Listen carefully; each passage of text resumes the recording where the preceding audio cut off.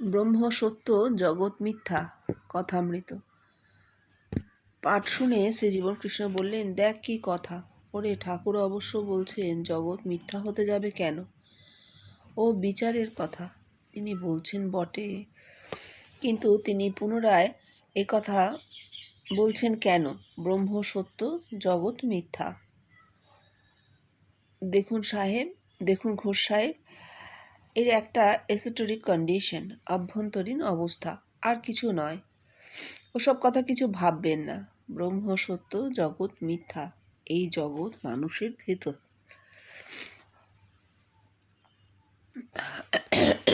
বুদ্ধিস্টরা বললে এই জগতে সব সময় একটা চেঞ্জ চলেছে, জগৎ অলওয়েজ চেঞ্জিং।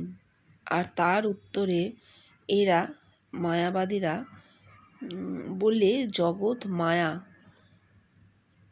তোমরা কি পরিবর্তনের কথা বলছো?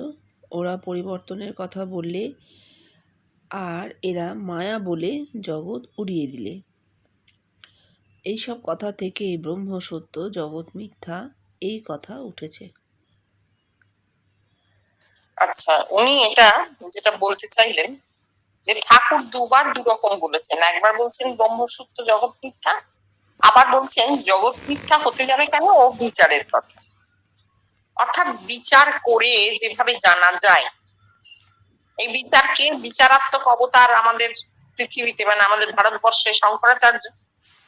ব্রহ্ম সত্য, জগৎ মিথ্যা তাঁর কথা, জগৎ মায়া তাঁর কথা। সেই কথাটাকে তিনি তুলে আনছেন, এনে বলছেন ও বিচারের কথা ঠাকুরের। আবার ঠাকুর অন্য জায়গায় বলছেন ব্রহ্ম সত্য, জগৎ মিথ্যা, সেটা বলছি কেন বলছেন। কিন্তু এইটা যখন উনি বলছেন যে জগৎ মিথ্যা, এটা মিথ্যা হতে যাবে কেন, ওটা বিচারের কথা, তখন তিনি সেই শঙ্করাচার্যের কথাটাকে উচ্ছেদ করে দিলেন যে বিচারাত্মক ধারণা না, অনুভূতিমূলক ধারণাই ধারণা, এটা বলছেন। এইবার জীবনকৃষ্ণ বৌদ্ধদের কথা বলছেন। বৌদ্ধরা কিন্তু বিজ্ঞানী ছিল, তাদের মাথাটা খুব মাথা ছিল। কোনো আবেগ, ইমোশন, ভক্তি ধর্ম ইত্যাদির ধার টানা ধারতেন না, পরিষ্কার। বৌদ্ধদের মাথা অত্যন্ত সাইন্টিফিক। বুদ্ধদেবের একটা কথাই সব থেকে বড় কথা, সেটা হচ্ছে আত্মদীপ ভব। নিজের ভেতরে ঢোকো, নিজেকে জানো, একদম নিজের ভেতরে ঢুকে ডুবে যাও, দেখো তোমার ভেতরে কি আছে। এইটা ওনার সব থেকে বড় কথা। এছাড়া যে জগৎ ইজ এভার চেঞ্জিং, এসব কথা পরে এসেছে, এসব কথা বুদ্ধর কথা নয়। এগুলো বৌদ্ধ ধর্মের বড় বড় দার্শনিক, তারা পণ্ডিত ব্যক্তি ছিলেন, তারা বিজ্ঞানী ছিলেন, তাদেরও সমস্ত আবেগ টাবেগ ছিল না, কারণ বৌদ্ধ ধর্মে ঈশ্বরের অস্তিত্ব স্বীকার করা হয় না।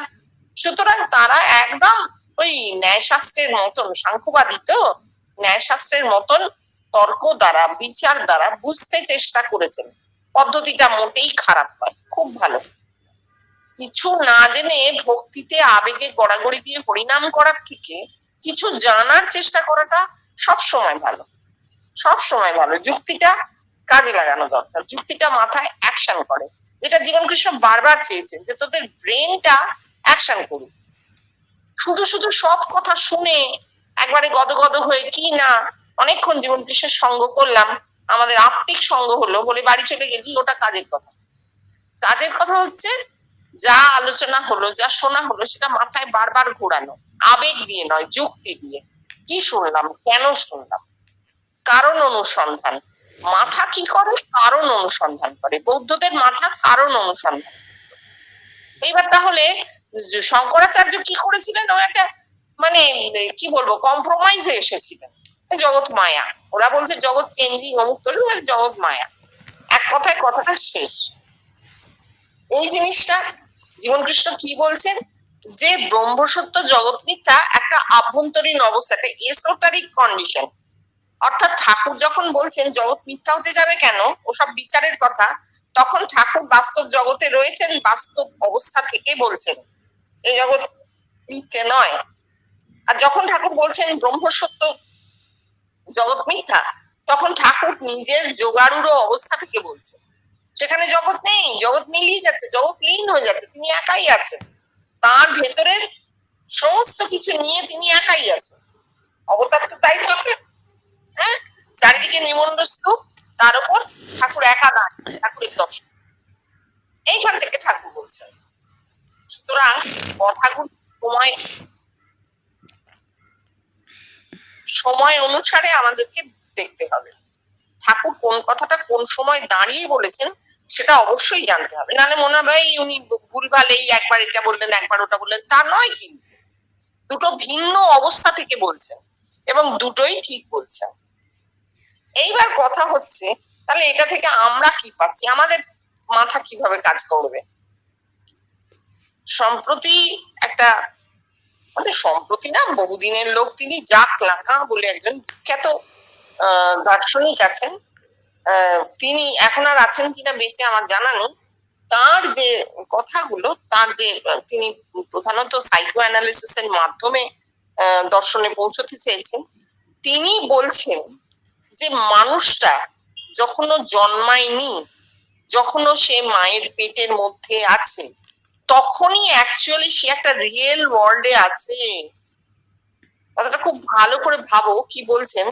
যখন একটা বাচ্চা মায়ের পেটের মধ্যে আছে, তখনই সে অ্যাকচুয়ালি রিয়েল ওয়ার্ল্ডে আছে। ওইটাই রিয়েল ওয়ার্ল্ডটা, ওইটাই তার রিয়েল ওয়ার্ল্ড। প্রত্যেকটা মানুষের রিয়েল ওয়ার্ল্ড ওইটা। এইবার যে মুহূর্তে সে ভূমিষ্ঠ হচ্ছে, সে মুহূর্তে বেদ কি বলছে, তার মাথা থেকে জগৎটাকে বিক্ষেপ করে তার মধ্যে বাস করতে শুরু করলো, মাকড়সা আর তার জাল। ওইটা হচ্ছে বেদের কথা। লাকা কি বলছেন, যে মুহূর্তে বাচ্চাটা জন্মালো, সে কি করলো, বাইরের যে জগৎটা সে দেখছে সেটা কিছুই না, ইমপ্রেশন, ইমেজ তৈরি করে দেখছে। ইমেজ তৈরি হচ্ছে, চোখ দিয়ে দেখছি তো আমরা, ইন্দ্রিয় ইন্দ্রিয় দিয়ে ধারণা করছি। তুমি যদি বলো লাগলে, মারলে তো লাগে মাসি, হ্যাঁ লাগে, 100 বার লাগে। ইন্দ্রিয় ইন্দ্রিয় কাজ করছে। সুতরাং এই ওয়ার্ল্ডটা রিয়েল নয়, এটা একটা ইমাজিনারি ওয়ার্ল্ড, ইমেজ তৈরি করে বানানো। বলবে মানুষগুলো মিথ্যে, এতগুলো মানুষ আমার চারদিকে ঘুরছে, এটা তো আমরা জীবন কৃষ্ণের কাছে চলে যাব সঙ্গে সঙ্গে। এই মানুষগুলো তো আমি, আমার মাথা থেকে রিফ্লেক্ট হয়েছে। তুমি বলবে আমি মানতেই পারবো না, এটা হতেই পারে না, একটা মানুষ আগে মরে আরেকটা মানুষ পরে মরে, তাতেও কথাটা কাটা যাবে না। যে মারা যাচ্ছে তার কাছে সব শেষ হয়ে গেল, তার ওয়ার্ল্ডে রইলো না, ওই ইমাজিনারি ওয়ার্ল্ডও নেই, সেই মানুষগুলো নেই। সুতরাং সত্যি সত্যি এই জগৎ একটা ইমাজিনারি ওয়ার্ল্ড, এটা রিয়েল ওয়ার্ল্ড নয়। এবং বেদও বলছে যে বাচ্চা যখন মায়ের পেটে থাকে তখনই সে যোগী। রামপ্রসাদের গান আছে না, গর্ভে ছিলাম যোগে ছিলাম, ঘুমে পড়ে খেলাম মাটি। সত্যিই তাই, যখন গর্ভাবস্থায় বাচ্চা থাকে তখনই মানুষ রিয়েল ওয়ার্ল্ডে থাকে, বাইরে বেরোলেই তার কিন্তু পুরোটাই ইমাজিনারি। সেই দিক থেকে দেখতে গেলে জগৎ মিথ্যা বটে, জগৎ মায়াও বটে, জগৎ বিরাট ইলিউশন, সব ঠিক, সমস্ত ঠিক। এবার জীবন কৃষ্ণ এসে আমরা দেখছি জগৎ ব্যাপিত্ব। জগৎ ব্যাপিত্বে আমরা কি জানছি, হ্যাঁ জগৎ সত্যও বটে, কেননা আমিই তো এই জগৎ, আমি আর জগৎ অভিন্ন। আমি যদি সত্য হই, জগৎটাও সত্য। কিন্তু যে রূপে দেখছি সেটা সত্য রূপ নয়, 100 বার নয়, 100 বার নয়, এই রূপ সত্য নয়, রূপ কিছু সত্য নয়, ঠাকুরের কথা। ঠিক আছে, পরেরটা পর।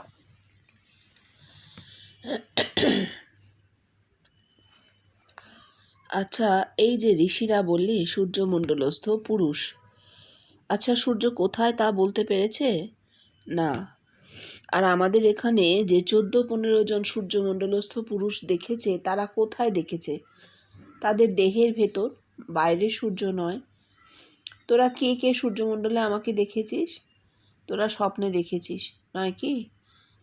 তাহলে কি হচ্ছে, তোরা তোদের দেহের ভেতরেই দেখেছিস। ঋষি বললে, he who dwells in the man and he who dwells in the sun are one and the same. মানুষের মধ্যে বিরাজমান পুরুষ ও সূর্যের মধ্যে বিরাজমান পুরুষ একই। তারা বললে না কেন যে এই মানুষের দেহের ভেতর সূর্য আর তার ভেতর সেই পুরুষ? তারা এই সূর্যকে বাইরে ধরেছে। আর তোরা কি বলছিস, হ্যাঁ, সূর্যমণ্ডলস্থ পুরুষ আছেই, কিন্তু সে বাইরে নয়, এই মানুষের দেহের ভেতর। তাকে আমরা দেখেছি, তাহলে কি হয়ে যাচ্ছে বল? ওই ঋষিদের কথা। জনৈক, ঋষিদের কথা ঠিক হচ্ছে না। শ্রী জীবনকৃষ্ণ, তাহলে বল, জগৎকে মুক্ত কণ্ঠে শোনা, মুখে ভাষা আসুক। বল তাহলে কি হয়ে যাচ্ছে ওই ঋষিদের কথা? অসীম, ঋষিদের কথা ভুল। হ্যাঁ, বলছেন সূর্যমণ্ডলস্থ পুরুষের কথা তো বেদে লেখা আছে। কুশগ্নে কর্ষে ইয়ম সূর্য প্রজাপত্য বুজ্জরশ্মি সমূহ তেজজাতে রূপম কল্যাণতম তে পশ্যামি। ঋষিদের শ্লোক যে হে কুষণ, জগৎ পোষক সূর্য, তুমি তোমার তেজ সংবরণ করো, আমরা তোমার কল্যাণময় রূপটি দেখি। এই তাদের প্রার্থনা ছিল। সূর্যমণ্ডলস্থ পুরুষ হচ্ছেন সেই সম্বরিত তেজের যে সূর্য, তার মধ্যে দেখতে পাওয়া যে রূপ, যে পুরুষের রূপ, তাকেই ব্রহ্ম বলা হচ্ছে। এবার he who dwells in the man and he who dwells in the sun are one and the same. ঋষিরা কিন্তু বাইরের সূর্য থেকে এবার ভেতরের সূর্যে নেমে এলো। তারা বললেন যে বাইরে সূর্যমণ্ডলের মধ্যে যে মানুষ আর ভেতরে যে সূর্যের মধ্যে মানুষ, তিনি এক। এবার এইখানটাতে একটা বড় ভুল, বাইরের যে সূর্য তার মধ্যে তো সত্যি কোনো মানুষ নেই, থাকতে পারে না। বস্তু আর চৈতন্য দুটো সম্পূর্ণ আলাদা জিনিস। বস্তু যে সূর্য, সেই সূর্যের কাছাকাছিও আমরা যেতে পারি না, পুরো ছাই হয়ে যাবো, তাই তো? যতই প্রার্থনা করুন, সেই তেজ সম্বরিত হবে না। সেই তেজ যদি সম্বরিত হয়, তাহলে পৃথিবীতে প্রাণ বলে কিছু থাকবে না। প্রত্যেকটা কন্ডিশন আছে, বস্তু জগতের সব কন্ডিশনাল। কন্ডিশন ছাড়া বস্তু জগতে কিচ্ছু হয় না। তুমি যদি মনে করো কাল থেকে আমি জল খাবো না, জল কন্টামিনেটেড হচ্ছে, আমি জল খাওয়া ছেড়ে দিলাম, হবে না, বাঁচবে না। তোমাকে খেতেই হবে, ফুটিয়ে হোক, সেদ্ধ করে হোক, যা করে হোক, জল খেতেই হবে। তাহলে জীবনটা কিন্তু কন্ডিশন। বস্তুর জীবন, বাস্তব জীবনটা কন্ডিশন। আনকন্ডিশনালি সূর্য হঠাৎ তার তেজ সম্বরণ করে ফেললেন আর সঙ্গে সঙ্গে জগতে প্রাণ সব বেঁচে রইল, এরকম হবে না, এরকম হয় না। এটা প্রকৃতির নিয়ম। প্রকৃতির তো ল আছে, ল অফ নেচার আছে, সেই নিয়ম অনুসারে বাইরের সূর্য এরকম, এবং অবশ্যই তার মধ্যে কোনো পুরুষ বাস করেন না। যেখানে ঋষিরা বলছেন ভেতরের সূর্য আর বাইরের সূর্যের পুরুষ এক, সেখানে বাইরের সূর্যের কথাটা কেটে দিতে হবে। ভেতরে যে সূর্যমণ্ডল, তার মধ্যে যাকে দেখা যায় তিনিই ব্রহ্ম, তিনিই ব্রহ্ম। সূর্যমণ্ডল হচ্ছে পুরুষ মানুষের ভেতরে। আমরা দেখেছি, উনি বলছেন আমরা দেখেছি। হ্যাঁ দেখেছি, জানি না, কিন্তু ওনাকে মানুষ দেখেছে সূর্যমণ্ডলের মধ্যে। এই হচ্ছে তফাৎটা। উনি কিন্তু সূর্যমণ্ডলের মধ্যে কোনো পুরুষ দেখেননি নিজের ভেতরে। কেন? প্রতীক উনি দেখবেন না, এটা আমাদের বারবার মনে রাখতে হবে। কোনো প্রতীক উনি দেখবেন না, ওনার বস্তুতত্ত্বে সাধন। তাই জন্য ও সূর্যমণ্ডলের মধ্যে একটা মানুষ দাঁড়িয়ে আছে, এটা উনি কখনো দেখেন। উনি জ্বলন্ত সূর্য দেখেছেন, জ্বলন্ত সূর্য দেখেছেন। কিন্তু যারা দেখেছেন সূর্যমণ্ডলের মধ্যে ওনার রূপটা, তারা সেই সূর্যমণ্ডলস্থ পুরুষ ব্রহ্মকে প্রত্যক্ষ করছেন, যে ব্রহ্মের কথা ঋষিরা লিখে গেছেন, বলে গেছেন, তাই না? তাই হচ্ছে তো জিনিসটা। এবারে এটা তো প্রতীকের কথা, তাহলে ঋষিদের কথা কি ঠিক হচ্ছে? বলছেন না, ঠিক হচ্ছে না। জনৈক মানে এটা রামকৃষ্ণ না, বলছেন না, ঋষিদের কথা ঠিক হচ্ছে না। কেন? ঋষিরা বাইরে আর ভেতরকে এক করতে চাইছেন, হবে না। বাইরে যা ভেতরে তা নয়, কখনোই নয়। ভেতরের দর্শন দর্শন, আর বাইরের দর্শন ইলিউশন, মায়া।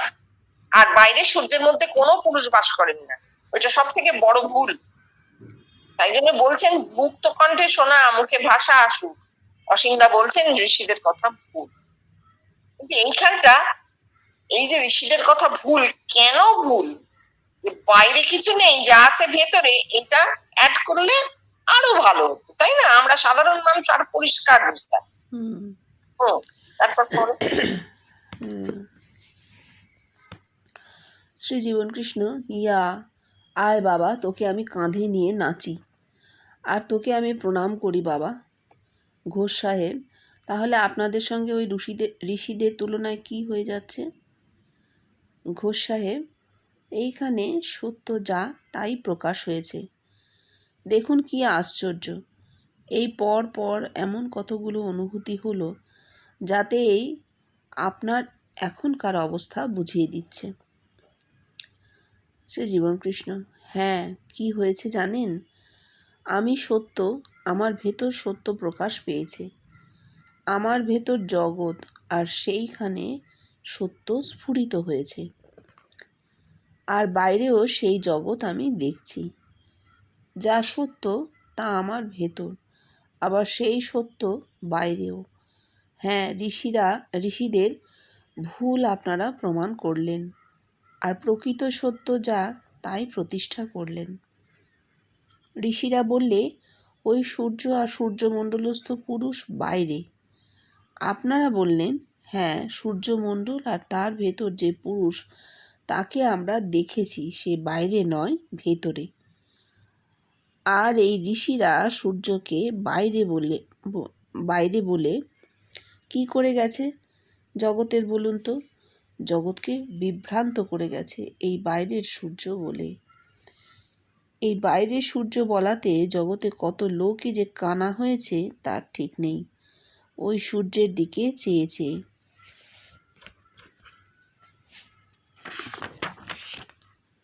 সূর্যমণ্ডলস্থ পুরুষকে, ওই সূর্যের দিকে চেয়ে চেয়ে সূর্যমণ্ডলস্থ পুরুষকে দেখবে বলে।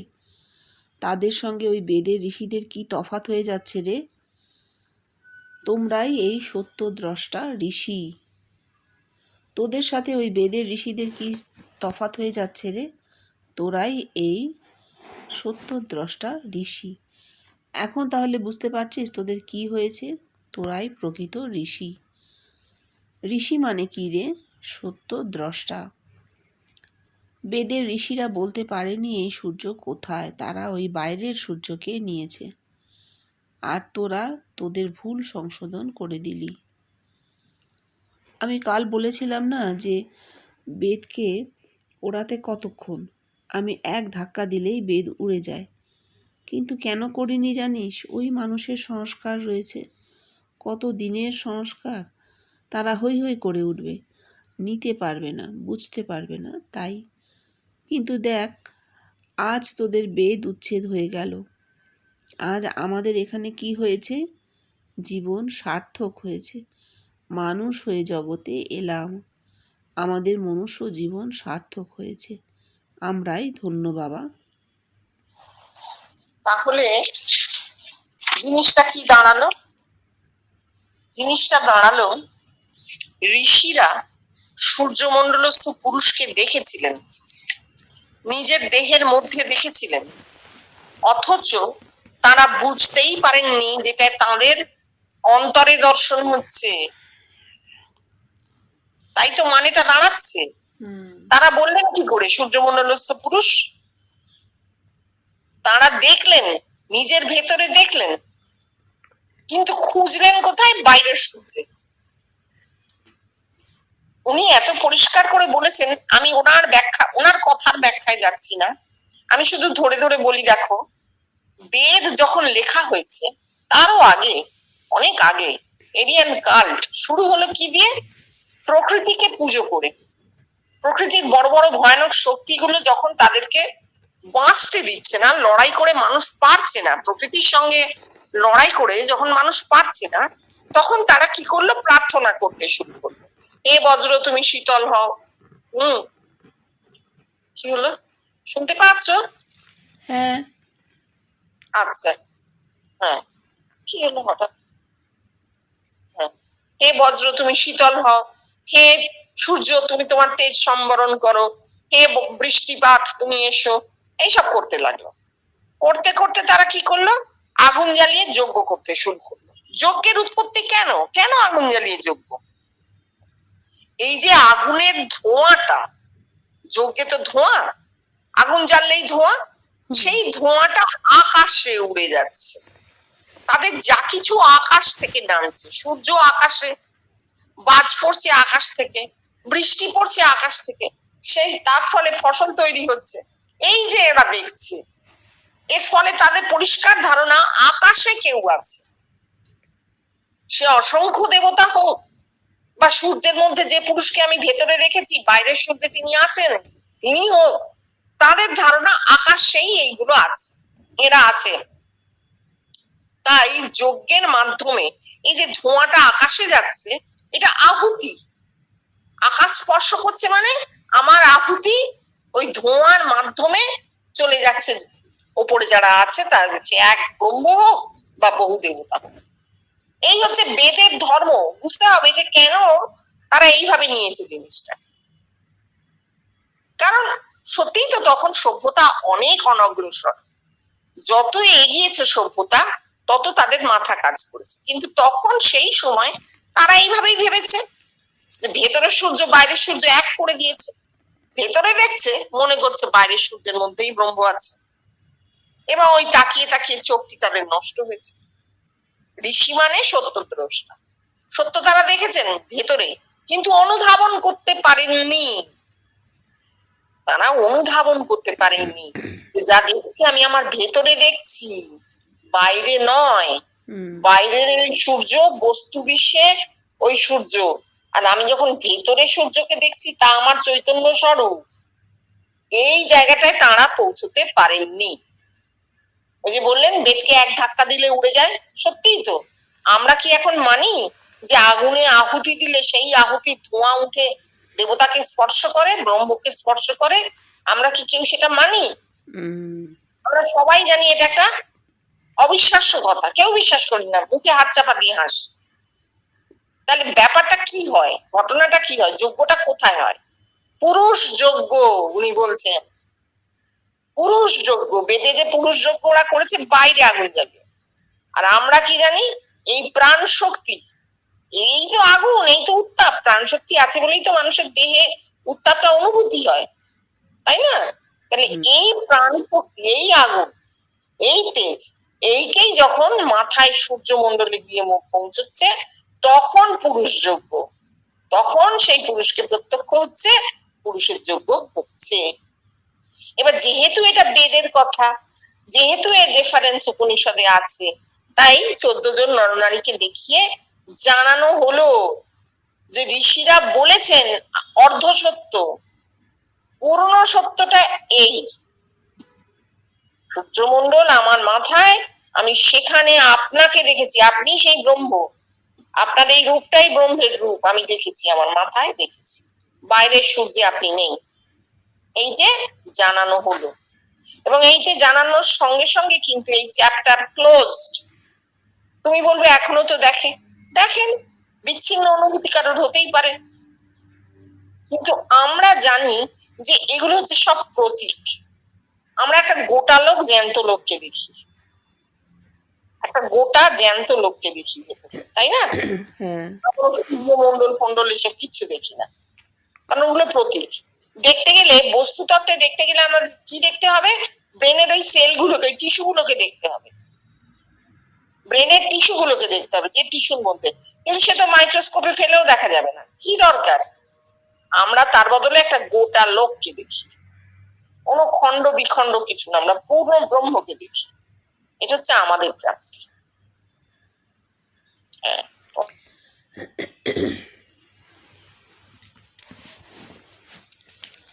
অনুপ্রবেশের কথা ওঠায় ধীরেনকে লক্ষ্য করে শ্রী জীবনকৃষ্ণ বললেন, তুই অনু মানে কি করবি?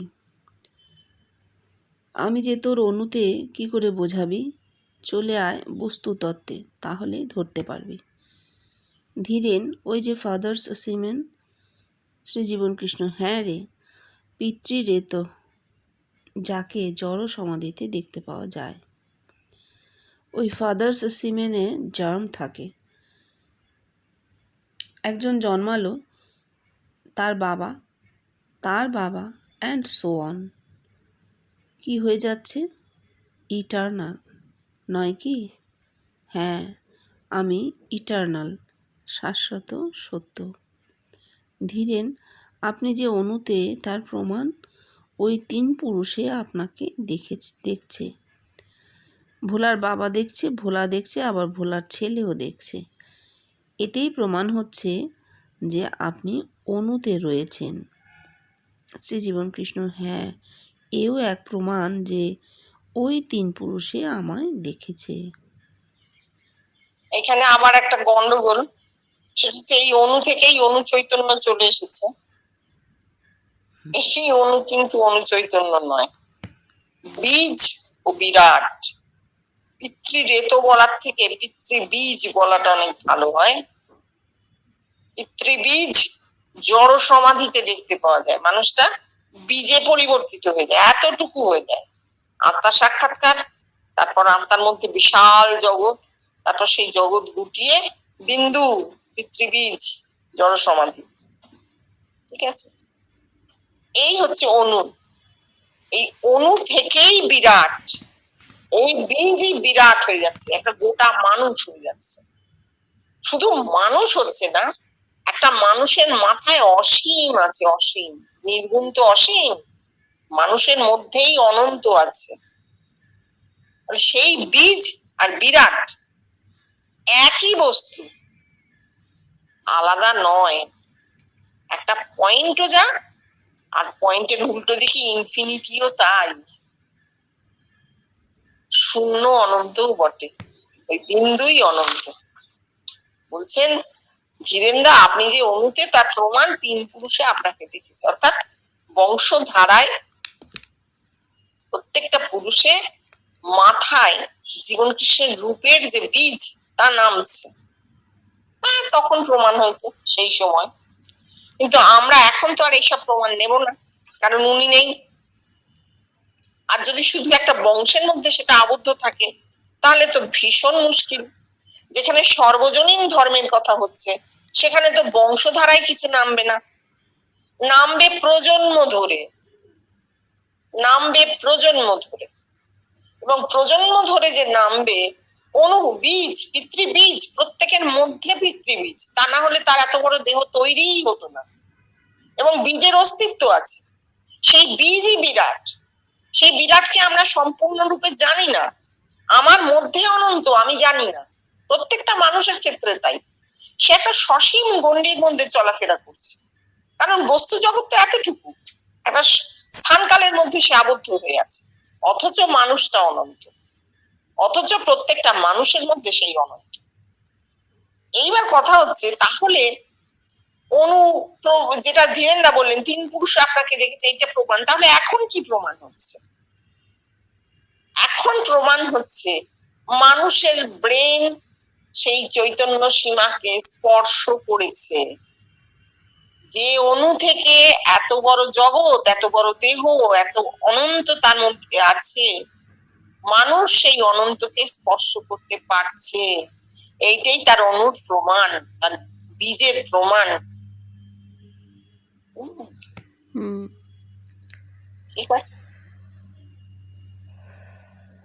22শে জুন 1962 শ্রীজীবন কৃষ্ণ কথা প্রসঙ্গে বললেন, দেখ, এই ভারতবাসীর দেহ এমনি যে এদেরই দেহে এই জিনিস হয়। কি আশ্চর্য! এই জিনিস ও দেশের অর্থাৎ ইউরোপে যে কেন হয় না তা বলতে পারা যায় না। ওদের দেহ বোধ হয় এই জিনিসের উপযুক্ত নয় বলে হয় না। আমি কিরকম এই জিনিস বুঝেছিলাম জনৈক? আচ্ছা, আপনি যখন বিলেতে ছিলেন তখন কেউ আপনাকে দেখেনি? শ্রীজীবন কৃষ্ণ: কই না, সেরকম তো কিছু হয়নি। আর দেখ, আমাকে যে লোক এমনি করে দেখে তা আমি কি জানতাম? অবশ্য বিলেতে যাবার আগে লোকে আমায় দেখতে শুরু করেছে। আর আমি কি তখন এই জিনিস নিতাম নাকি? আমি এসব হ্যাং ইট করে দিতাম। এই কথা বলে শ্রীজীবন কৃষ্ণ বহু আগের একটা ঘটনা বললেন। দেখ না, সকালে দরজা খুলে দেখি একজন লোক এসে দরজায় বসে আছে। দরজা খুলতেই আমায় জিজ্ঞাসা করছে, মশাই, আপনার নাম? আমি স্বপ্নে আপনাকে দেখেছি আর স্বপ্নে আদেশ পেয়ে আপনার কাছে এসেছি। আমি ভাবলাম ভালো বিপদ হলো তো, এ আবার কি বলে। আমি বললাম, ও মশাই, আপনি কি একটা দেখেছেন, ও আপনার মনের ভুল। এখান থেকে যান দেখিনি, আর বাড়ি গিয়ে ভালো করে খাওয়া দাওয়া করবেন, তাহলেই ঠিক হয়ে যাবে। হ্যাঁ, উনি নিতেন না তো। কেউ এসে ঘরে এসে নক করে বললেও উনি সেটা নিতেন না। ওই বাড়ি গিয়ে খাওয়া দাওয়া করুন, ভালো করে ঘুমোন, ওসব মনের ভুল এসব করে কাটিয়ে দিতেন। কেন জেলে কাটাতেন না? ওনার দেহ নিত না, অন্য লোকের সঙ্গ দেহ নিত না। এটা বেষ্টির সাধনের একটা বৈশিষ্ট্য। সাধক একলা নির্জনে চলে যান, যতক্ষণ না তার পরিপূর্ণ সিদ্ধি হচ্ছে তিনি জনালয় লোকালয় তিনি আসতে পারেন না। এটা হচ্ছে প্রমাণ বেষ্টি। এবং কখন হচ্ছে বলছেন, বিলেতে যাবার আগে লোকে আমায় দেখতে শুরু করেছে, আমি হ্যাং করে দিতাম। বিলেতে উনি কখন গেছেন খুব মনে রাখতে হবে আমাদের। উনি নারীতে যখন রয়েছেন তখন ওনার আত্মার সাক্ষাৎকার পেয়েছে, আর ঠিক তার পরে পরেই উনি বিলতে গেছেন। তাহলে আত্মার সাক্ষাৎকারের ঠিক পরে আত্মার মধ্যে জগৎ ধীরে ধীরে ধীরে ধীরে ফুট কাটছে, সেই সময় উনি বিলেতে গেছেন। বিলেতে যাওয়ার জাহাজ উনি আগে দেখতে পেয়েছিলেন, কোথায় গিয়ে উঠবেন দেখতে পেয়েছিলেন। এগুলো প্রমাণ যে ব্রহ্ম জ্ঞানের ফুট কাটছে। এই সময় উনি বিলেতে গেছেন, গিয়ে উনি লক্ষ্য করেছেন যে ইউরোপের লোকের মধ্যে এরকম আত্মিক স্ফুরণ বিশেষ নেই। কেউ বলছে না বেষ্টিতে নেই, বেষ্টিতে দেহের কন্ডিশন লাগে, তাই নেই। বিশ্বব্যাপীতে সারা বিশ্বে আছে, কোনো কন্ডিশনের দরকার নেই। এই কথাগুলো শুনলে আমাদের মধ্যে একটা আনন্দ হয়, আমরা যেন স্পেশাল, আমরা ভারতবাসী, আমরা স্পেশাল আমাদের হয় না। বৃষ্টিতে একটা লোকের হয়েছে, দুটো লোকের হয়েছে, আমরা শুধু শুনেছি, আমরা কোনো স্পেশাল লোক নই। এটা বুঝতে হবে। দেহের কন্ডিশন বৃষ্টি ঠাকুরের হয়েছে, ওর হয়েছে, তার আগে চৈতন্য দেবের হয়েছে। এই যে জানছি আমরা, এটা থেকে বুঝতে পারছি এটা বৃষ্টির কন্ডিশন। উনি বলছেন ইউরোপের লোকের মধ্যে আমি ওরকম দেহ দেখিনি, অর্থাৎ বৃষ্টি ওদের হবে না, হয়নি, দরকার নেই। বৃষ্টি একটা লোকেরই তো হয়েছে সারা পৃথিবীতে, দরকার নেই। হবে কি জগতের পিত্ত হবে, হয়েছে, পরে তার প্রমাণ ওনার ঘরে এসেছে, চিঠির পর চিঠি এসেছে। দূর হাজার হাজার মাইল দূর, সেখানে লোকে দেখেছে, তাকে প্রমাণ হয়েছে যে দেহের কন্ডিশনের দরকার নেই, যোগ হবার হলে এমনি হবে। এইবার যেটা বলছেন যে আমি এসব হ্যাং করে দিতাম, তার কারণ ওই কন্ডিশনটা তার দেহে ছিল তখন, তিনি নিতেন না, তিনি নিতে পারবেন না, ইচ্ছে করে নেবেন না, না, তার মাথা নিতে দেবে না, নিতে দেবে না। নির্জনে তার সাধন কমপ্লিট হলো, তারপর ধীরে ধীরে তিনি জগতে প্রকাশিত হলেন। তাও কি নিজে হলেন না, মানুষের অন্তরে, মানুষের অন্তরে তাকে দেখা শুরু হলো। আর সে সময় তো বৃষ্টি, কিন্তু বুঝতেই পারছেন না কেন আমাকে দেখেছে, আমাকে দেখলো কেন। এটা ইচ্ছে করেই কেটে দিয়েছে, মানে জোর করে কেটে দিয়েছেন তিনি। বুঝতে পারছেন কিছু কিছু লোক স্বপ্ন দেখছে, কেন দেখছে আমি কি জানি, তার বাড়ি গিয়ে খাওয়া দাওয়া করো, ঠিক হয়ে যাবে। এটা কিন্তু একদম সত্যি বলছেন, এইটা জানতে হবে। তিনি কিন্তু কোনো কপটতা করেননি কখনো। আচ্ছা দেখছে যেন কি একটা হচ্ছে, না না ঠিক আছে আমি যাবো না, আচ্ছা বাড়ি চলে যান এখন, না না না, কোনো কাপড় ছিল না ওনার মধ্যে। উনি পরিষ্কার এই জিনিসটা বুঝতে পারছেন না কেন এই লোকগুলো হঠাৎ আমায় দেখছে, এবং কেটে দিচ্ছেন, বাড়ি যান, ভালো করে খাওয়া দাওয়া করুন, ওসব মনের ভুল, কিচ্ছু না। এটাই ওনার অ্যাকচুয়াল অবস্থাটা ছিল তখন। সেই সময় যে অবস্থা, তখন ওনার বয়স কত, 30 বছর হবে। তারপর আমি আমি আগে এইসব লোককে কি ভাবতাম জানিস, এইসব উইক ব্রেনের লোক, সব জিনিসই হ্যাংইট, এই ভাব তখন ছিল। আর এখনও সেই ভাব আমার রয়েছে। এখনও আমি কোনো জিনিস নেই নাকি, এখনো আমার ওই হ্যাংইট ভাব। দেখ না, উপনিষদ বলছে সূর্যমণ্ডলস্থ পুরুষ। সে কি করলো? সে ওই বাইরের সূর্য দেখিয়ে দিলে। আর দেখিয়ে দিয়ে কি করলে? হাজার হাজার লোক ওই সূর্যের দিকে তাকিয়ে কানা হয়ে রইল। আর দেখ না, ঠাকুরেরও তো আমার সূর্যের দিকে তাকিয়ে চোখ খারাপ হয়ে গিয়েছিল। দেখ, আমি তোদের বেদ উপনিষদ ডিসকার্ড করেছি, থ্যাঙ্কস টু উপনিষদ। সে তবু টুকুটুকু বলেছে। আর আমি তো বলেছি যে বেদ হচ্ছে রেমিনিসেন্স, স্মৃতিচারণ, আর উপনিষদ হচ্ছে তার লিটারেলি ডাইজেস্ট, পুঁথিগত সংগ্রহ, পুঁথিগত সার সংগ্রহ। আমাদের কি হয়েছে জানো বাবা? আমাদের এখন যা অবস্থা, তাতে এখন আমরা ওয়ার্ল্ডকে চ্যালেঞ্জ করতে পারি না। We can upset the world.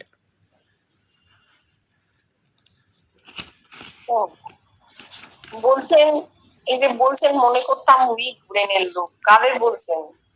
ওই যারা স্বপ্ন টপ্ন দেখতো, এসে বলতো আপনাকে দেখলাম, আপনাকে দেখলাম। এই যে আপনাকে দেখলাম মানে আপনি বড়, আপনি মহৎ, আপনাকে দেখছি। তাহলে আপনি মহৎ হলে আমি ক্ষুদ্র। দেখা একটা মানুষ যে ওই অদ্বৈত ভূমিতে উঠবেন এবং একদম এই পর্যায়ে যাবেন, তার মানে জীবনটা ঠিক সেইভাবে তৈরি হয়েছে। তিনি মানুষের ওই আবেগ নেননি, আমি ক্ষুদ্র আপনি মহৎ, আপনাকে ভেতরে দেখেছি, কেটে দিয়েছেন। ভেবেছেন এসব উইক ব্রেন। কারণ যার ব্রেন স্ট্রং হবে সে খুব কনফিডেন্ট লোক হবে। সে ভেতরে কি দেখেছে তার কাছে গিয়ে ভাবে পরিপূর্ণ হয়ে যাবে না। তাহলে ওই কত কম বয়স, তখন থেকে তার মধ্যে ভাব, আবেগ, ভক্তি এসব কিছু ছিল না, কিচ্ছু ছিল না। এবার হ্যাঁ বলতে পারো যোগের প্রকাশ, যোগের প্রকাশটা অন্য জিনিস।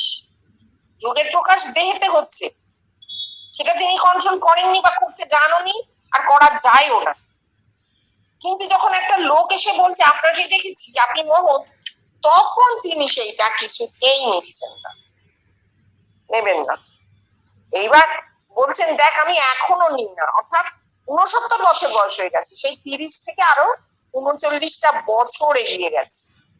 বলছেন এখনো আমি নিই না, কেটে যাচ্ছি। দেখ বেদ কেটে দিয়েছি, কেন? বেদ কর্মকাণ্ড, বেদকে কেন কেটেছেন এটাও ভাবতে হবে।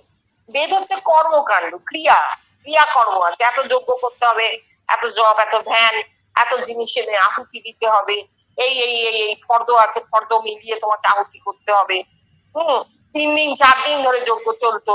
তাহলে এই জিনিসটা তো উচ্ছেদ হওয়ারই কথা। বাস্তব জগতে ওসব করে কিছু হয় না, খানিকটা প্রাণ শক্তির অপচয় হয়, শক্তির অপচয়। কাটতেই হবে, কেটে দিয়েছেন। এবার বলছেন উপনিষদকেও ডিসকার্ড করছি। উপনিষদ কি? বেদের জ্ঞান কাণ্ড। অর্থাৎ যে সমস্ত দার্শনিক মানুষ তখন ছিলেন, ঋষিদের মধ্যে যারা দার্শনিক ছিলেন, যারা কর্মকাণ্ডকে পরিহার করেছিলেন, যারা বুঝেছিলেন এই কর্মের মধ্যে দিয়ে কিচ্ছু হবে না, আসলে জ্ঞান হওয়া চাই, তাদের বাণীগুলো হচ্ছে উপনিষদ। জীবনকৃষ্ণ বলছেন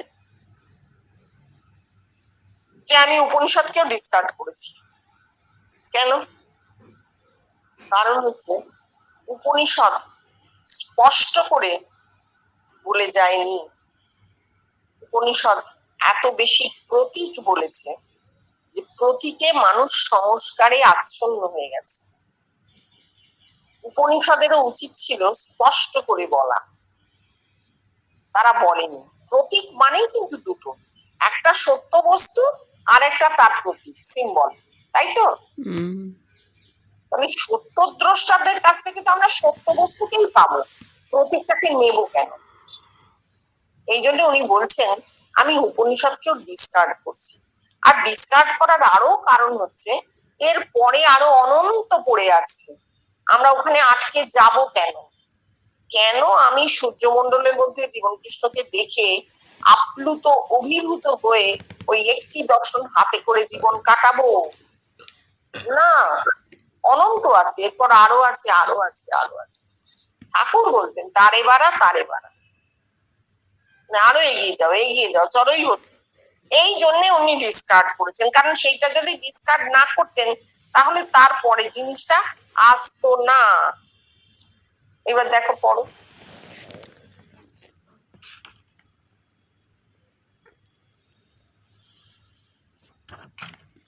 আমাদের একটা হেরিটেজ আছে। আমরা বলতে পারি যে দেখ ওই তোমাদের আমরা বলতে পারি যে দেখো ওই তোমাদের উপনিষদ রয়েছে, তাতেই ওই ব্রহ্মপুর আর ব্রহ্মপুর থেকে লোক আসে এই কথা রয়েছে। দেখ ধর্ম কি জানিস? এই লাইফ পাওয়ার আর তার বিকাশ, আর কিছু নয়। এই জীবনী শক্তির বিকাশ। আর তোমাদের ধর্ম শুনবে? ধর মোজেসকে। সে কি করলে না এই গোটা জিও যাত্রাকে ওয়ারিয়ার নেশন করলে। মাত্র 40 বছর বাদে এই জিও যাত্রাকে 3টে জেনারেশনের ভেতর একটা ওয়ারিয়ার নেশন গড়ে তুলল। তারপর আয় লাউৎসেতে, তাও রিলিজিয়ান। জগদানন্দ লাউৎসের জীবনী লিখেছে। তাতে এক জায়গায় বলেছে এক তাওইস্ট লাউৎসের কাছে এসেছে। লাউৎসে সমাধিস্থ হয়ে রয়েছে, 3 ঘন্টা ধরে সমাধিস্থ। সমাধি ভাঙলে লাউৎসে তাওইস্টকে বলছে, তুমি অনেকক্ষণ বসে আছো, কিন্তু দেখো আমি এতক্ষণ কি দেখছিলাম জানো? আমি এক অপূর্ব জায়গায় গিয়েছিলাম। কি সুন্দর, কি শান্তি, কি অপূর্ব সেই স্থান। অর্থাৎ এই যে লাউৎসে সমাধিস্থ হয়ে অপূর্ব জায়গায় গেল, তাতে মনুষ্য জাতির কি হলো? আর তোরই বা কি হলো? আমারই বা কি হলো? এরপর আচ্ছা, এইটুকু বলিনি, এটা অনেকটা। হ্যাঁ। আরে কি বলছেন, ধর্ম কি তাহলে? ধর্ম প্রত্যেকটা মানুষেরই তাহলে ধর্ম, এই প্রাণ শক্তি আর তার বিকাশ। দুভাবে ধর্ম হচ্ছে। প্রাণ শক্তির একটা বাইরে বিকাশ আছে, প্রকাশ আছে। কথা বলছি, নড়ছি, চড়ছি, ইন্দ্রিয় দিয়ে খাচ্ছি, দাচ্ছি, ঘুরে বেড়াচ্ছি, হাঁটছি, কাজ করছি, এই একটা প্রাণ শক্তির প্রকাশ। আর একটা প্রাণ শক্তির প্রকাশ ও বিকাশ হচ্ছে অন্তরে, ভেতরে, যখন প্রাণ শক্তি অন্তর্মুখী হয়ে কাজ করছে। এবার আমরা বলছি দেহের সাধন তো আমরা নিচ্ছি না, নেবও না। তাহলে আমাদের প্রাণ শক্তির যে অন্তর্মুখী ক্রিয়া সেটা কোথায় হচ্ছে? মাথায়। মাথায় আর শক্তি নেই, মাথায় চৈতন্য। মাথায় শক্তির ক্রিয়া থাকে না, মাথায় কি হচ্ছে? চৈতন্য, কনসিয়াসনেস। এটা আমরা সবাই জানি, ব্রেন যে কনসিয়াসনেস এর একটা পীঠস্থান। ওটা অর্গানটাই কনসিয়াসনেস এর অর্গান, এটা তো আমরা সবাই জানি, তাই না? তাহলে আমাদের প্রাণ শক্তির ক্রিয়াটা কোথায় হচ্ছে? ব্রেনে, মানে ওটা চৈতন্যের ক্রিয়া হচ্ছে। তাহলে এই দুরকম ধর্ম, একটা বাইরে আর একটা ভেতরে। এইটা হচ্ছে ধর্ম, একেই ধর্ম হচ্ছে, এর বাইরে আর কিছু ধর্ম নেই। এইবার যেগুলো উনি বলছেন পুরনো কথা, আমরা খালি ভাবতাম জীবন কৃষ্ণ মূর্খ লোক, কিছু পড়াশোনা করেন। দেখো কি করে বলছেন বলো, কত দূর রিফ্লেকশন হয়েছে মাথায়। যে মোজেস কি করেছিল, 40 বছরে জুদের একটা মানে যুদ্ধবাদ জাত বানিয়েছিল। সারাক্ষণ লড়াই করে মরছে ওরা, ওদের প্রাণ দিতেও কষ্ট নেই, নিতেও কষ্ট নেই। এবং আজ পর্যন্ত তুমি দেখো এখনো ইসরায়েল কি করছে, এখনো কি ভীষণ অন্যায় যুদ্ধে তারা মত্ত। যুদ্ধ কারা করে? যারা দ্বৈতবাদী, যারা আমি আছি আর তুমি আছো এইটে ভাবে তারা যুদ্ধ করে। আমার সঙ্গে তোমার যুদ্ধ, তোমার সঙ্গে আমার যুদ্ধ, এই তো। কোনো অদ্বৈতবাদী যুদ্ধ করতে তো যাবে না, কারণ তার উল্টো দিকে তো সে নিজেই দাঁড়িয়ে আছে। সে একটা লোকের মুখের দিকে তাকিয়ে কি দেখবে? আরে এই লোকটা তো আমি, এটাই তো অদ্বৈতবাদীত্ব, এটাই তার অনুভূতি। সে তো যুদ্ধ করতে যাবে না। তাহলে মোজেস কি করেছিল? ইহুদি ধর্মের যে শুরু, সেটা কি দিয়ে হয়েছিল? এই দ্বৈতবাদ দিয়ে হয়েছিল। আমরা কষ্টে আছি, আমাদেরকে এরা অত্যাচার করেছে, এরা শোষণ করেছে, সুতরাং আমরা আর ওরা, তাহলে আমরা কি করব? ওদের সঙ্গে যুদ্ধ করব। এইটা 40টা বছর ধরে ধীরে ধীরে ধীরে ধীরে ইনজেক্ট করে তাদের মধ্যে তাদেরকে একটা যোদ্ধা জাত বানিয়ে দিয়েছে, যারা সারাক্ষণ যুদ্ধ করছে। আজকে তুমি দেখো 3,000 3,500 বছর হয়ে গেছে, তবু তাদের যুদ্ধ করা শেষ হয়, তবু তারা ফাঁকে ফোকরে যেভাবে পারে লোকের সঙ্গে লড়াই মেরে ফেলছে, বাচ্চা শিশু কিছু বাদ দিচ্ছে না, এত নৃশংস। তাহলে ধর্ম যদি তোমাকে এরকম নৃশংস করে, তাকে কি তুমি ধর্ম বলবে? তাকে কি ধর্ম বলা যায়? ধর্ম মানুষকে শান্ত করে। ধর্ম আরেক জায়গায় জীবন কৃষ্ণ বলছেন ধর্ম দুটো, একটা হচ্ছে লাস্ট আর একটা হচ্ছে লাভ, একটা কাম একটা প্রেম। বাইরের ধর্মটা কাম, বাইরে যে যুদ্ধ করছি, সব আহরণ করার চেষ্টা করছি, ক্ষমতা লোভ ইত্যাদি হচ্ছে কাম, কামই এর মূল, কামনা তার ডালপালা। আর ভেতরের যে ধর্ম সেটা হচ্ছে লাভ। কেন? আমি যখন আমার ভেতরে অনুভূতি লাভ করছি, আমার কি হচ্ছে, ভেতরে ভালোবাসা জন্মাচ্ছে, প্রেম জন্মাচ্ছে। সে প্রেম মুখে বলা যায় না, কারণ সে প্রেম কোনো পাত্র ধরে হয় না, আমি নিজের মধ্যেই ও প্রেম অনুভব করছি। বাইরে কি হচ্ছে, তার রিফ্লেকশন পড়ছে। কোনো মানুষকে দেখলেই চোখের দৃষ্টি নরম হয়ে যাচ্ছে, কারণ প্রেমটা আমার ভেতরে। আমার ভেতরে যুদ্ধ নেই, আমি নিষ্ঠুর চোখে তার দিকে তাকাতেই পারছি না, যখনই দেখছি আমার চোখের দৃষ্টি নরম হয়ে যাচ্ছে। এইটাই জীবন কৃষ্ণ বলেছেন। এই অবস্থায় কি আমরা পৌঁছতে পেরেছি? পেরেছি কি? পারিনি। বলছেন তাওইস্ট গেছেন লাওসের কাছে, লাওসের সমাধিস্থলে বসে আছেন, খুব নাম করা সৈনিক সাধু তিনি। 3 ঘন্টা ধরে সমাধি, সমাধি কি ধ্যান কে বলবে, লিখেছে ওরা সমাধি, সমাধি ঠিক আছে নিলাম। বলছেন আমি একটা খুব সুন্দর জায়গায় গেছিলাম, কি সুন্দর শান্ত, কি অপূর্ব। সত্যি তো, তাতে যে লোকটা শুনলো তার কি হলো, সে কি গেল ওই জায়গাটায়? লাওৎসে কি তাকে সেইখানে নিয়ে যেতে পারলেন? চোখ বন্ধ করো, আমি যেখানে গিয়েছিলাম তুমি চলো, তোমাকেও আমি দেখিয়ে দিচ্ছি সেই জায়গাটা, তুমি চোখটা খালি বন্ধ করো।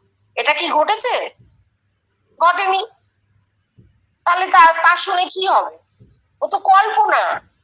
আমার মতন অবিশ্বাসী মানুষ যদি লাউসের সামনে বসতো আর শুনতো, বলতো মশাই আপনি খুব ভালো কল্পনা করেছেন, কিন্তু আচ্ছা দেখি আমি বাড়ি গিয়ে এটা কল্পনা করে পারি কিনা। তাই তো? এইবার তুমি পড়ো তারপরেরটা। এরপর আয় বুদ্ধ, সে কি করলে? তোমরা করো এই বললে। ওরে যোগ এমন ভয়ানক জিনিস যে যোগী সে কথা শুনেই তদ্দণ্ডেই ধরতে পারবে যে না, বুদ্ধ বলে কেউ ছিল না।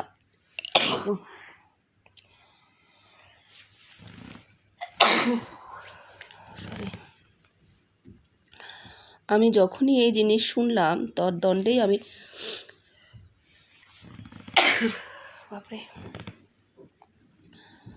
আমি যখনই এই জিনিস শুনলাম তদ্দণ্ডেই আমি বুঝতে পেরেছি যে বুদ্ধ বলে কেউ ছিল না। আচ্ছা এরপর আয় সক্রেটিসে। ও হি ওয়াজ আ লেমেন্টেবল ফেলিয়ার ইন হিজ লাইফ। ও তার জীবনে কি শোচনীয় পরিণতি। তাকে বললে নো দাই সেলফ, সে বলছে আমি এই জিনিস পারিনি।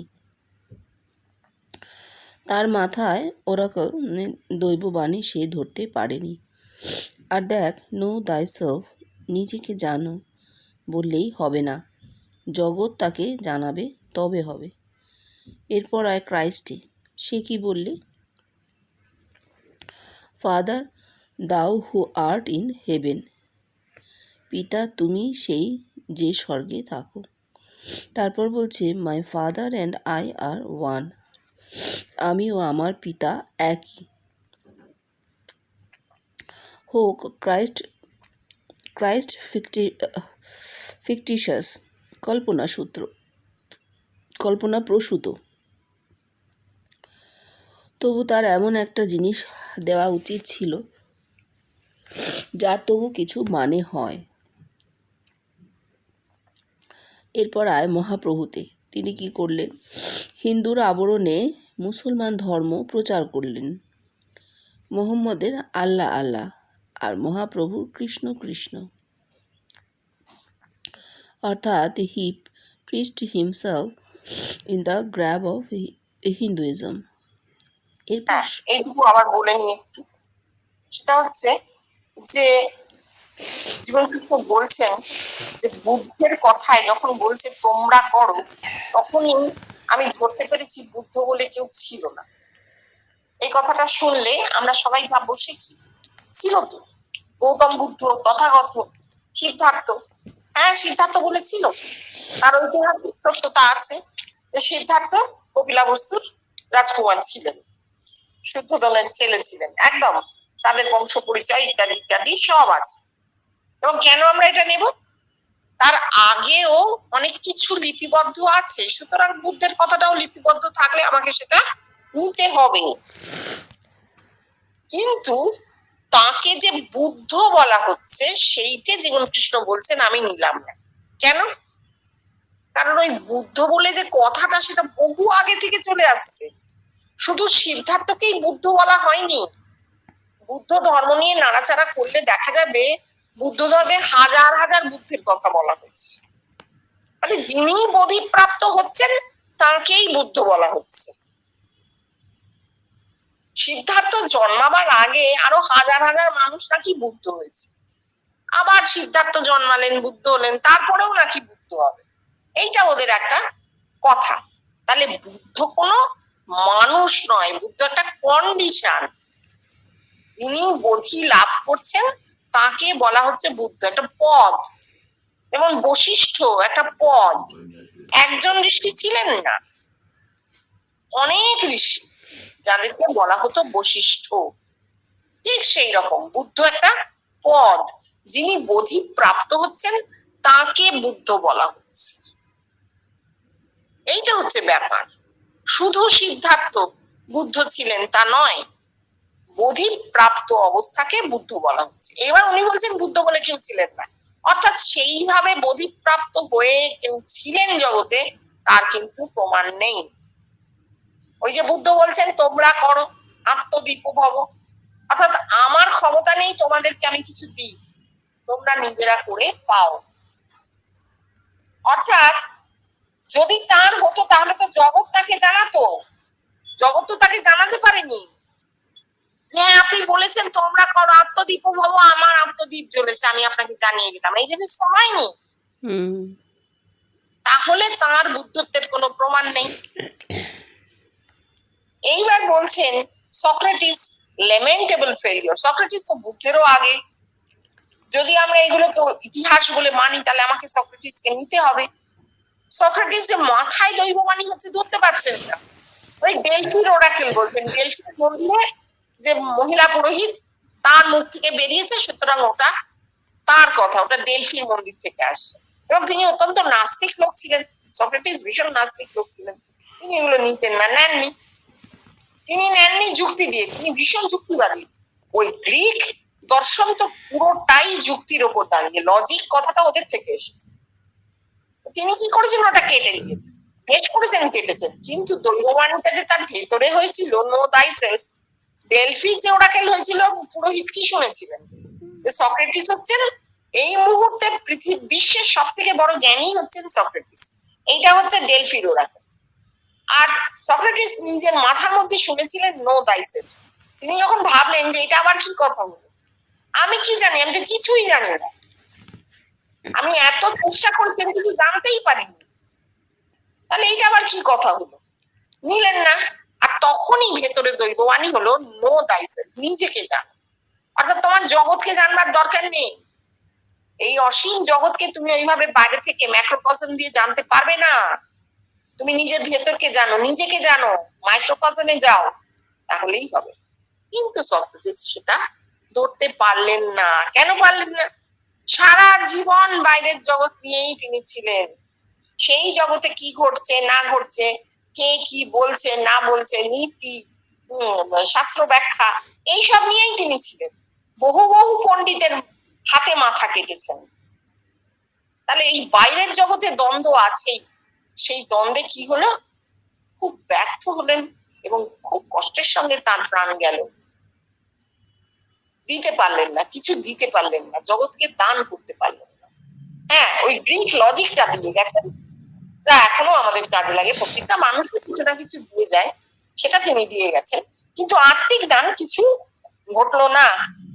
তারপর বলছেন মহাপ্রভু একেবারে, ও ক্রাইস্ট বলছেন ক্রাইস্ট বলছেন my father and I are one.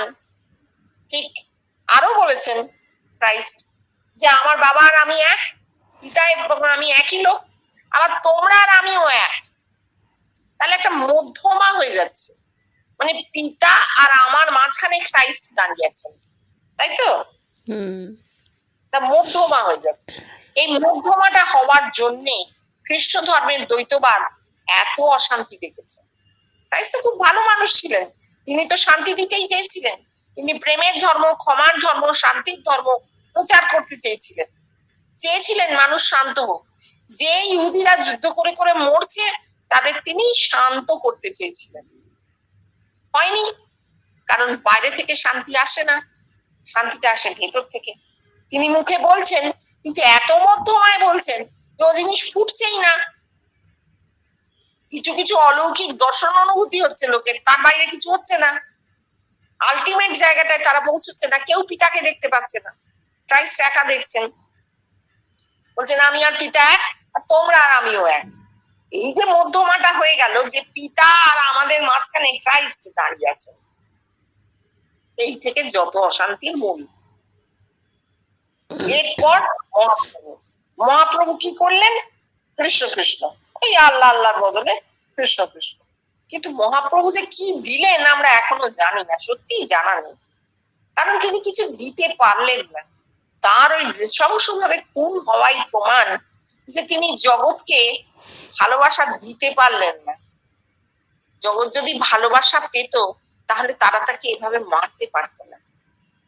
তিনি নিজের ভেতরে যে প্রেম উপলব্ধি করলেন, সেই প্রেম তিনি জগৎকে দান করতে পারলেন না। কেন পারলেন না? কন্ডিশন। সেই সময় সেই মানুষ, কন্ডিশন, ওই আত্মিক কন্ডিশন তৈরি হয়নি। যদি প্রেম কেউ পেত তাহলে তারা এইভাবে তাকে খুন করতে পারত না। তারপর পড়ো।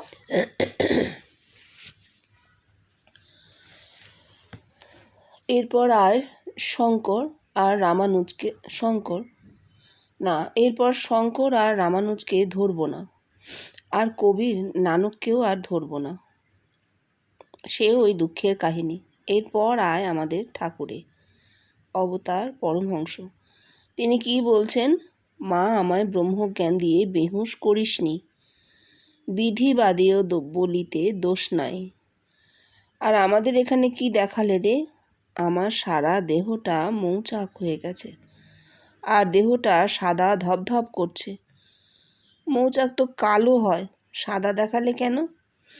ওরে সাদা দেখিয়ে শুক্ল যজুর বেদিয়েও এই দেখাচ্ছে। এই মৌচাক দেখিয়ে কি শেখালে? অন্তরিক্ষ শূন্য, অর্থাৎ এই শূন্য কি করে? সারা জগৎ এনভেলপ, মানে ছেয়ে ফেলা করে, আমাকে জগৎ ব্যাপী করেছে। আর আমি তো একটা জ্যান্ত মানুষ রে। দেখ, আজ একটা কথা ধরতে পেরেছি। ওই যে ঠাকুর বলছেন না, বিচার করে একরকম জানা যায়, ধ্যান করে একরকম জানা যায়, আর তিনি যখন দেখিয়ে দেন তখন আর একরকম। আচ্ছা, এই ধ্যান করে জানা, ঠাকুরে কি ধ্যানের কথা বলছেন রে? ধীরেন ঠাকুর সাকার ধ্যানের কথা বলছেন। শ্রীজীবন কৃষ্ণ: হ্যাঁ রে, নিরালম্ব ধ্যান নয়। ঠাকুর নিরালম্ব ধ্যানের কথা জানতেন না। নিরালম্ব ধ্যানে যা দর্শন হয় তা সত্য। ঠাকুর সাকার ধ্যানের কথা বলছেন। আর স্বপ্নের দর্শন কীরকম জানিস? সুষুপ্তিতে যাবার আগে স্বপ্ন, আর সুষুপ্তি থেকে ফেরার সময় স্বপ্ন হয়। সুষুপ্তি থেকে ফেরার সময় যে স্বপ্ন, সে স্বপ্ন খাঁটি সত্য। আর সুষুপ্তিতে যাবার সময় যে স্বপ্ন হয় সে সত্য হয় না। আচ্ছা, যদিও অনেকটা সময় লাগলো কিন্তু অনেকটা বড় তো বলতে হচ্ছে। এবার বলছেন কবি নানককে ধরছেন না। কেন ধরছেন না? এরা সব বৃষ্টির সাধনে, বৃষ্টির সময়, বৃষ্টির জগতে এক একজন মহা মানব ছিলেন। কিন্তু এ কথা অত্যন্ত সত্য। নানা রকম সামাজিক বিধি এরা কেটে দিয়েছেন, মানুষকে ভেদাভেদহীন একটা জগতের স্বপ্ন দেখিয়েছেন, কিন্তু আত্মিক জগৎটা মানুষের, সাধারণ মানুষের আত্মিক জগৎটা দিতে পারেননি। কেন পারেননি? কেননা তারা জগৎব্যাপীতে উত্তীর্ণ হতে পারেননি। এইটা হচ্ছে বেসিক জায়গা। এইবার ঠাকুর বলছেন মা আমায় ব্রহ্মজ্ঞান দিয়ে বেহুশ করিস নি। সেটা হচ্ছে বেষ্টির ব্রহ্মজ্ঞান। ঠাকুর ব্রহ্মজ্ঞান বলতে বেষ্টিকেই বুঝতেন। ব্রহ্মজ্ঞান মানে লয় হয়ে যাওয়া, এইটাই ঠাকুর বুঝতেন। তাই জন্য বলছেন বেহুশ করিস নি। আমরা কিন্তু ব্রহ্মজ্ঞান বলতে বুঝি আমিও জগৎ অভিন্ন, এই অবস্থাটা, তাই তো? জগৎ আর আমি অভিন্ন মানে কি? জগৎ তো অনন্ত, তার মানে আমি অনন্ত। আমি এই ক্ষুদ্র অনিন্দিতা মণ্ডল কিছুতেই নেই, আমি অনন্ত, আমি এই জগৎ। এটাই আমরা বুঝি, প্রত্যেকেরই এইটাই ধারণা হবে একদিন যে আমিও জগৎ অভিন্ন, এটাই ব্রহ্মজ্ঞান। কিন্তু ঠাকুরের ক্ষেত্রে তা হয়নি। ঠাকুর জানতেন তিনি অবতার। ঠাকুর জানতেন চারপাশে যে লোকগুলো আছে তারা কিছু জানে না, ধর্মগ্রন্থের ধল জানে না তারা। ঠাকুর জানতেন, হয়নি। এবার জীবন কৃষ্ণের সময় কি হলো? তিনি কিছুই জানতেন না, জগতের লোক এসে তাকে বলতে শুরু করলো। ঠাকুর নিজের সম্বন্ধে সবটা জানতেন তার কি হয়েছে। আর জীবন কৃষ্ণের ক্ষেত্রে আমরা কি দেখছি? তিনি কিছুই জানতেন না তার কি হচ্ছে, জগৎ এসে তাকে বলেছে। এটা একটা অদ্ভুত ব্যাপার। অহংকারের জায়গাটাই তৈরি হয়নি, গোটাটা নেই। এইবার এই মৌচাক কি দেখাচ্ছে? মৌচাক দেহটা ধপধপ করছে, কালো হয়, সাদা কেন? ওই শুক্ল যজুর্বেদীয় উপনিষদ।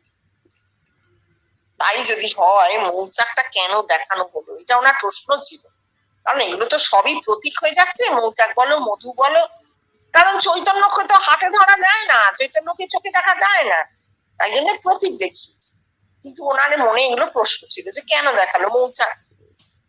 মৌচাককে উনি বলছেন শূন্য। কেন শূন্য? মৌচাক শূন্য কেন? মৌচাক তো সত্যি একটা হয়, তাকে শূন্য বলছি কেন? কারণ মৌচাকটা হচ্ছে আধার, যে আধারে চৈতন্য রূপ মধু সঞ্চিত হচ্ছে, তাই তো? সেই আধারটা কত বড়? বিশ্ব জোড়া, অনন্ত। তাই তিনি তাকে বলছেন শূন্য। একদিকে শূন্য কিন্তু ইটারনালি পজিটিভ। শূন্য মানে নির্গুণ, শূন্য থেকেই সবকিছু নামছে, আবার শূন্যে লীন হয়ে যাচ্ছে। আমার জন্মের আগে আমি ছিলাম কোথায়? শূন্যে ছিলাম। এই আবার সগুণে এসেছি, ওরে কোথায় যাব? শূন্যে লীন হয়ে যাব। এই তো শূন্য। তাই তিনি বলছেন মৌচাককে শূন্য, অন্তরিক্ষ শূন্য। সে তার মধ্যেই, সেই শূন্যের মধ্যেই কিন্তু চৈতন্য রূপী মধু সঞ্চিত আছে। কি সুন্দর। এবং বলছেন শূন্য কি করছে? সারা জগৎকে এনভেলপ করছে। কখন? ওই যে হাত দিয়ে মুছছেন চাদরে, ছড়িয়ে যাচ্ছে মধু। ওই চৈতন্য, ওই শূন্য থেকে যে চৈতন্য, সেই চৈতন্য জগৎকে ছেয়ে ফেলছে। এই কন্ডিশনটা হলো বলে এত এত মানুষের মধ্যে এই আত্মিক জগতের উন্মোচন ঘটলো, চৈতন্য প্রকাশিত হয়ে গেল।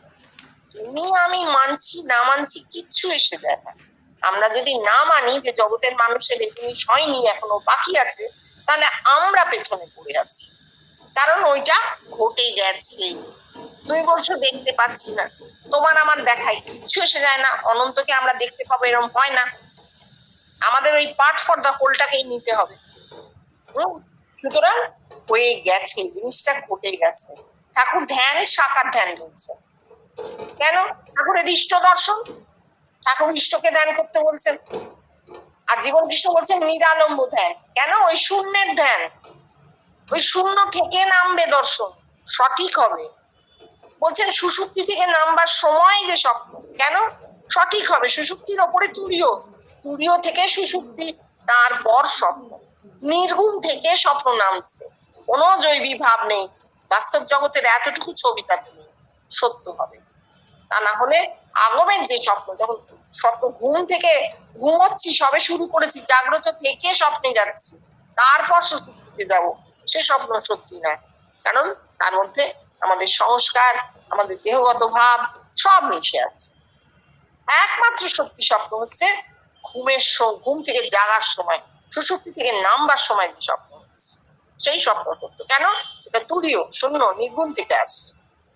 কি সুন্দর, মানে মন তো ছাড়তে চায় না, কিন্তু 10:15 বেজে যাচ্ছে, হ্যাঁ অনেকটা পড়া হলো।